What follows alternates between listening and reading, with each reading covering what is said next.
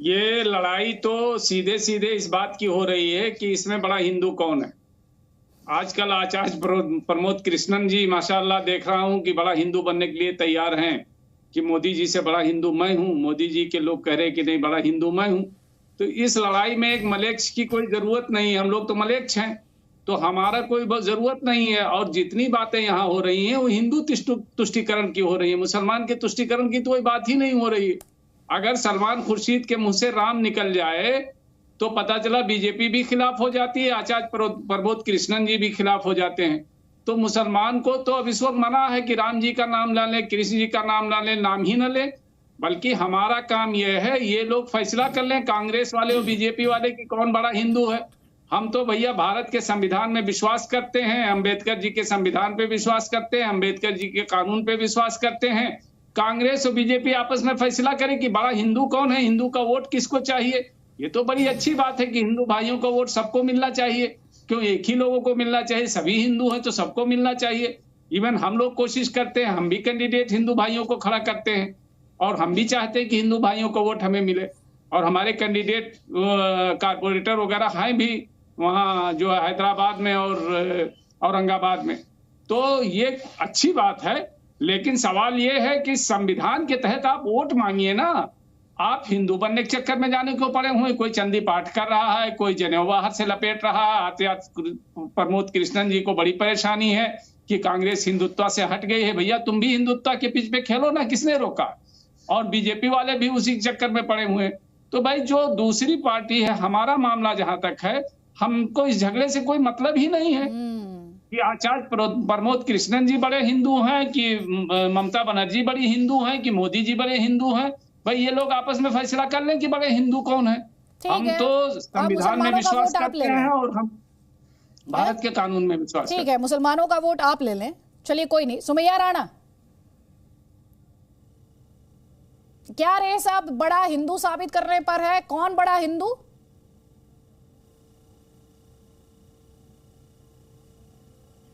देखिए, अजीब सी बात यह है दीदी जी कि जिन बातों को लेके बीजेपी दूसरी पार्टीज पर ये इल्जाम लगाती आई है कि तुष्टीकरण की राजनीति करते हैं या एक पर्टिकुलर वोट बैंक की बात करते हैं, तो अगर भारतीय जनता पार्टी के बारे में देखा जाए तो वो भी एक पर्टिकुलर वोट बैंक की ही बात करते हैं। क्या वो तुष्टीकरण के अंतर्गत नहीं आता है? तो अपनी राजनीति चमकाने के लिए दूसरी पॉलिटिकल पार्टीज अगर तुष्टीकरण की बात कर रहे हैं, तो दूसरे जो माइनॉरिटीज की अगर बात करती हैं तो वो उनके डेवलपमेंट की बात करती हैं, उनको मेन स्ट्रीम में लाने की बात करती हैं, तो वो तुष्टीकरण हो जाता है। लेकिन भारतीय जनता पार्टी अपने मफाद के लिए, अपने को सत्ता में बनाने के लिए, सत्ता में कायम रखने के लिए, अगर वो भगवान के नाम पे लोगों को लड़ाए, मंदिर मस्जिद के नाम पे लोगों को लड़ाए, तो वो किस चीज के अंतर्गत आता है? तो जितनी गंदी राजनीति भारतीय जनता पार्टी करती, मुझे नहीं लगता, और पॉलिटिकल पार्टीज अगर फील्ड में हैं तो वो पॉलिटिक्स तो करेंगी ना।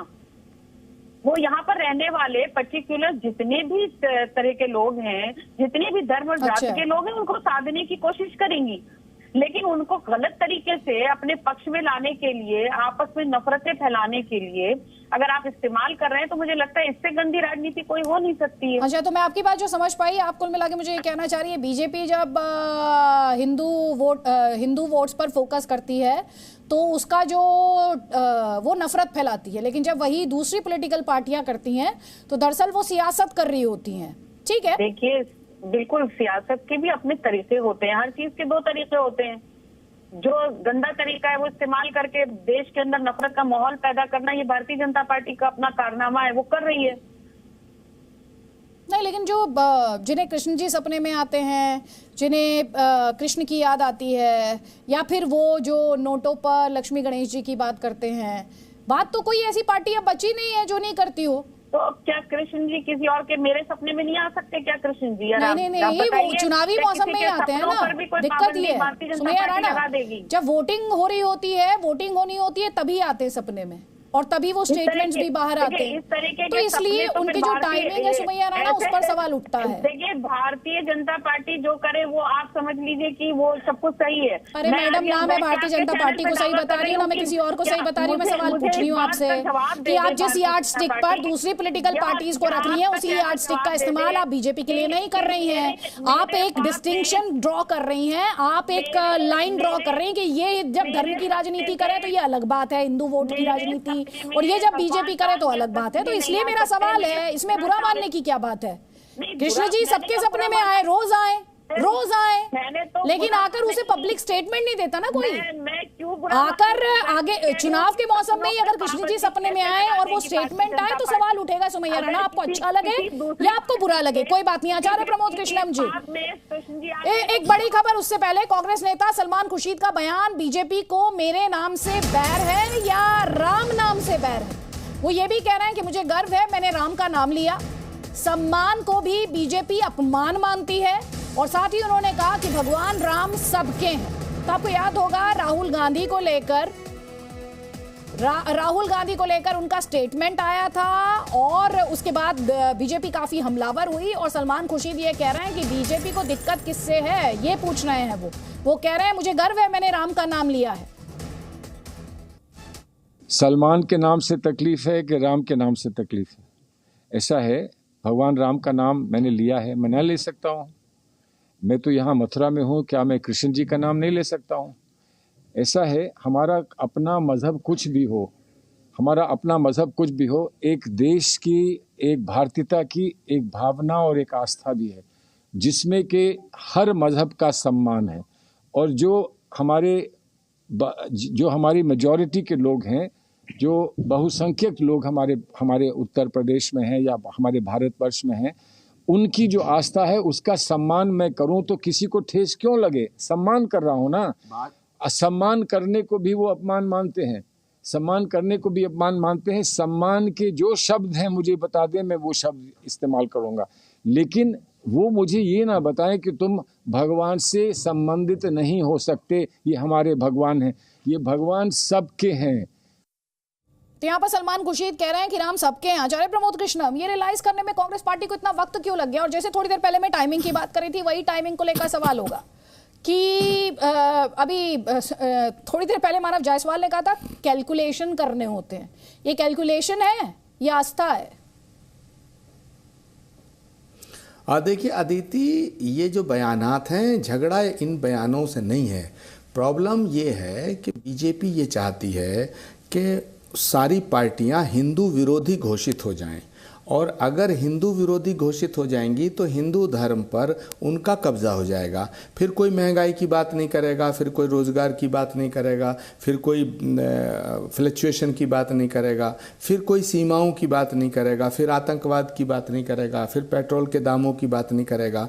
तो प्रश्न ये पैदा होता है कि जो बीजेपी चाहती है वही इस देश के कुछ सो कॉल्ड सेकुलर नेता भी वही चाहते हैं।